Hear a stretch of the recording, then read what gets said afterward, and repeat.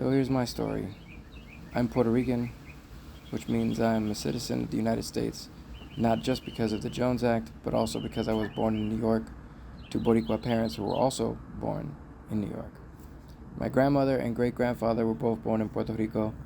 I'm a fourth generation American. So to put that in perspective, Trump is only second generation. I served in the U.S. Army for almost 20 years.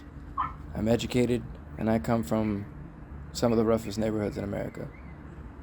I give back to the community consistently, not because I intended to go into politics. I didn't major in any political science or volunteer to help any political candidate, or even as any intern or anything. As you know, they do that in order to start laying the groundwork for like future in politics. I had totally separate dreams in the arts. I wanted to follow my dreams, but obviously there's gatekeeping, and things in the world got worse, and so I did the responsible thing, I guess, which is I did my little part here and there, hoping that it would inspire others, and little by little we'd get to where we needed to, slowly but surely. And that didn't always work out, and the world took several nosedives since 9/11, COVID, and um, Trump. I've done what I've done not because I've wanted accolades. I've in fact, I mean, there's a lot of stuff that I feel like maybe I should be able. I mean, there's some stuff I can humble brag about. I've been in 3 movies, 2 TV shows, and I was in like a national campaign ad that helped uh, get a president elected, Joe Biden. The same guy who I helped protect from direct and indirect enemy fire back in Iraq in '08. I could be bragging about a lot of my accomplishments.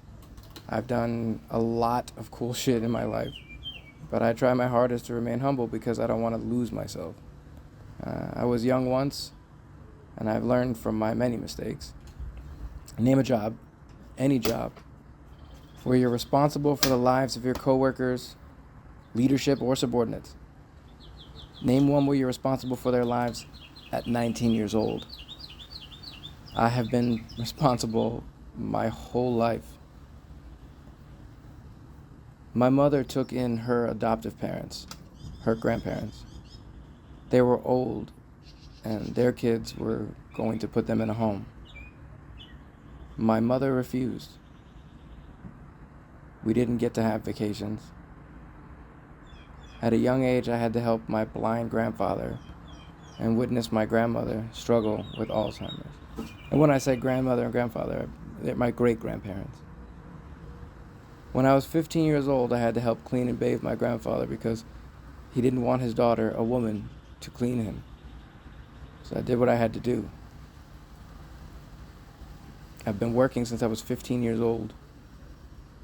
I also had to deal with a father who was later diagnosed as ADHD, manic depressive, bipolar, schizophrenic, and an addiction problem.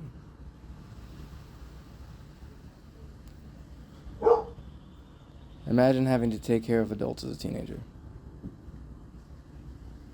I joined the Army to help my family, among other things, to get an education, because I didn't really see any other way out of the hellhole that was my adolescence. The lights constantly getting cut off, eviction notices, having to park the car down the street so that the repo man couldn't find it, constantly getting jumped, getting robbed, even getting robbed by my own father. But I persevered. I worked hard. I was promoted to every rank early. I took every opportunity to learn and grow, to improve myself physically, mentally, and spiritually. After 3 miscarriages and a divorce, I made some mistakes, and then I fought those demons. I took responsibility, and I continue to improve myself every single day, which is really all any of us can do. Eventually, I married my high school crush, and after 2 back-to-back miscarriages, we now have the most incredible family anyone could hope for. 3 boys, a cat, and now a dog. Titan is our pit bull. Evie, they're both rescues, is our cat. And then, talking about all of my children, and Eli is cooler than I ever was at his age. He's far more confident and secure than I was. Ren is a genius. No sugarcoating that. The kid is 6 years old. He's coding. He's already studying like geometry so that it helps him with the physics in the video games that he's designing. His vocabulary is incredible. He's learning social studies, I think, at the 3rd or 4th grade level now. His reading is probably like 8th grade level. And Kai is feeding off of both of them. And so Kai is he's 3, but he'll be 4 soon. And Ren will actually be 7 in a few days. I said, Kai's really athletic. He's super resilient. The kid's wild. He's fearless, absolutely fearless. But he's also like, even though he's kind of got a tough personality, he's also the first one to come and help with anything. Eli is very meticulous, very detail oriented. He'll come to you with a plan if he wants something. It's really good. Ren likes to dissect and analyze, but sometimes he's a little bit too real. So like when Kai says something that his imagination, Ren's like, that doesn't exist, and he can't help but correct him. This is my family. This is my why. Everything I do is for them. Because the world isn't getting better. It's getting worse.